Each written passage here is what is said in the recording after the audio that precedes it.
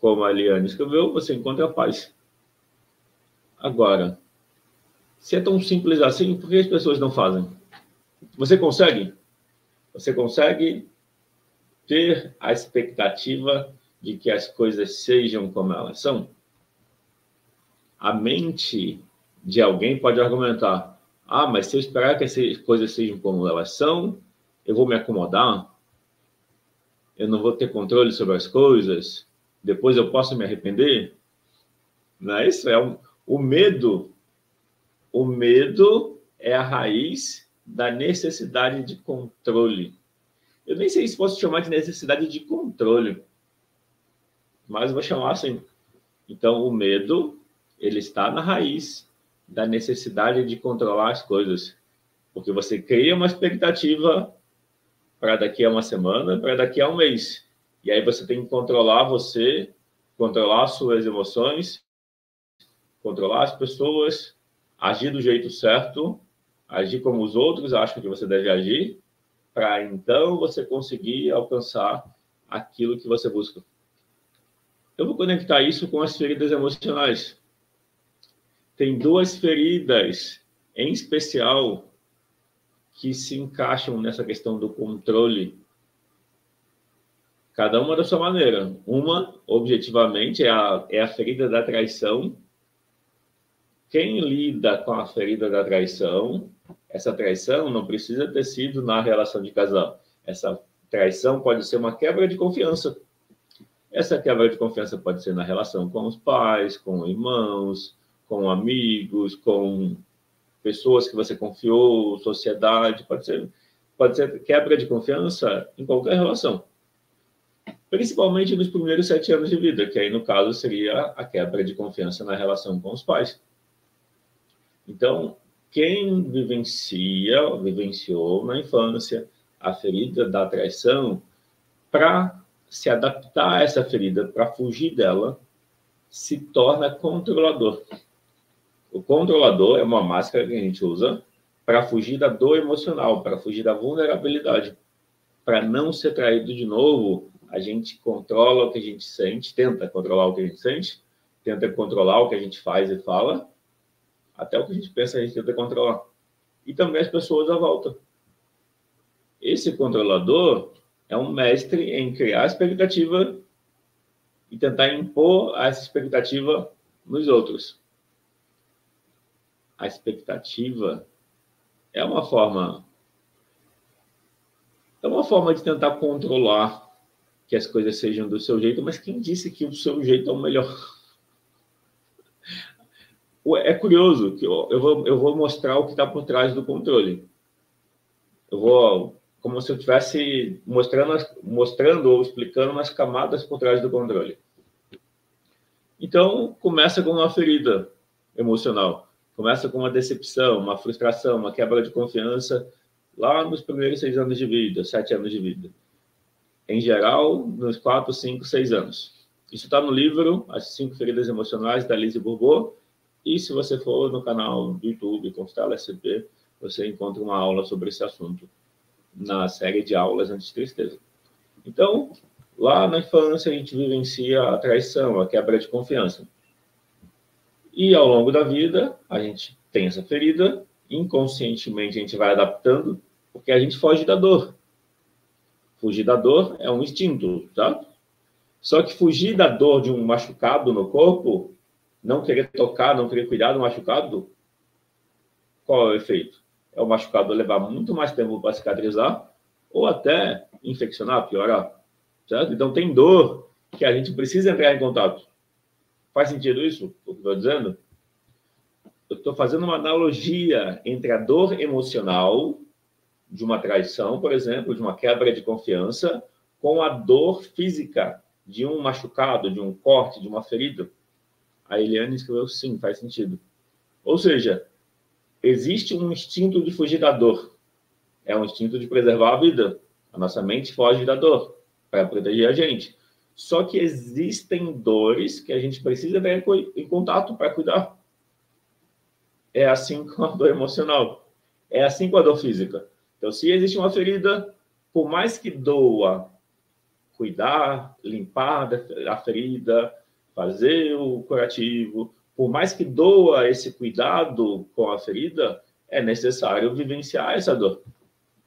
Vivenciando essa dor do cuidado da ferida física no corpo, é o que permite que essa ferida cicatrize no tempo menor possível.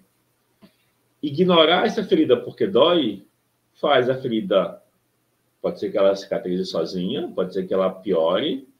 Entende o que eu quero dizer? O mesmo vale para a tristeza. A tristeza é a emoção por trás da ferida da traição. Então, quem vivenciou a ferida da traição sente uma tristeza. A tristeza é a própria ferida associada a uma experiência. Então, quando a gente toca, aí vem o medo. A gente tem medo da ferida da traição. Ou seja, medo de ser traído, medo de sentir o que você sente quando é traído. Então, toda a nossa vida é emocional.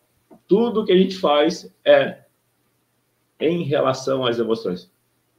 Seja para buscar sensações, na verdade, tudo é sensação. É que as emoções trazem sensações.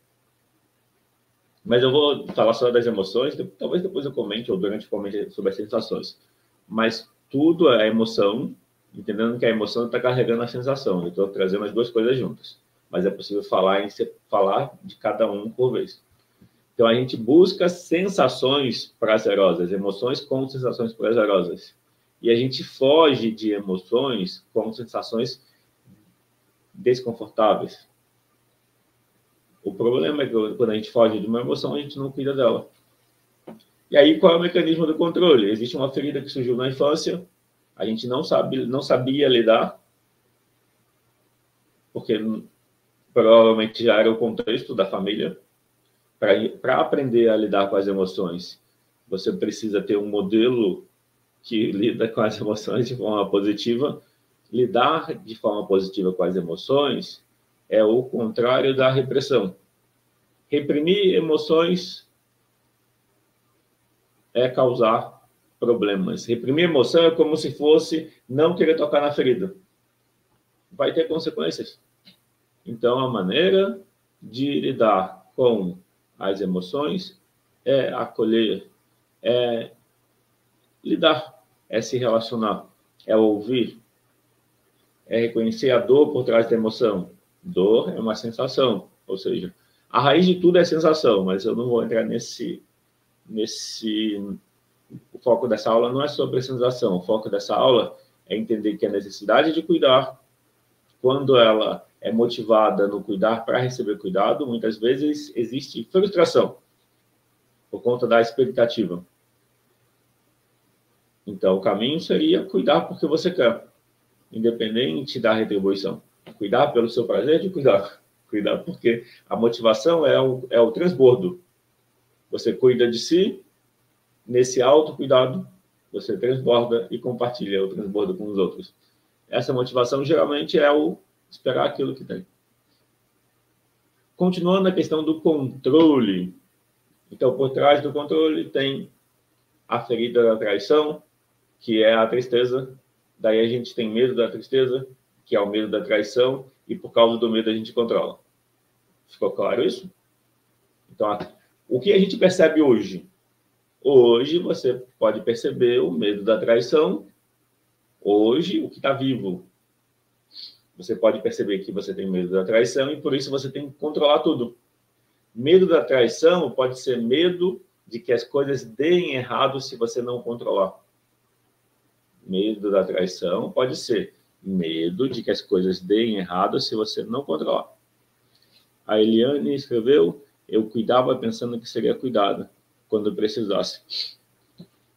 Então, é que pode acontecer esse cuidado, Eliane, como pode não acontecer. O que eu estou dizendo não é para não cuidar, mas o que eu estou dizendo é, ao cuidar, é importante a intenção no cuidar. Se você cuidar esperando retribuição, existe uma possibilidade, uma grande chance da frustração. Porque o outro pode retribuir de uma outra forma. O outro pode não saber cuidar. Entende? Então, o que eu estou dizendo não é sobre não cuidar, mas o que eu estou dizendo é sobre a motivação ao cuidar. É dentro do contexto do incondicional. Se você pensar que o cuidar é amar, amor incondicional é sem condições.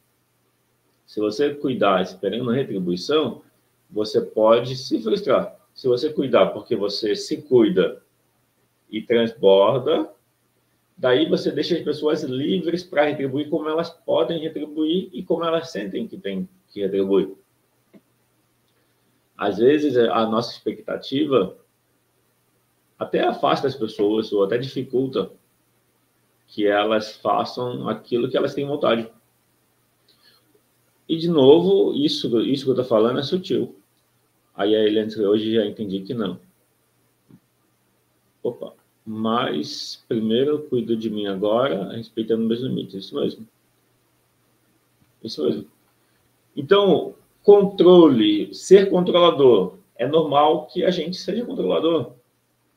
É normal. A questão é o quanto esse ser controlador está causando sofrimento e ansiedade para você.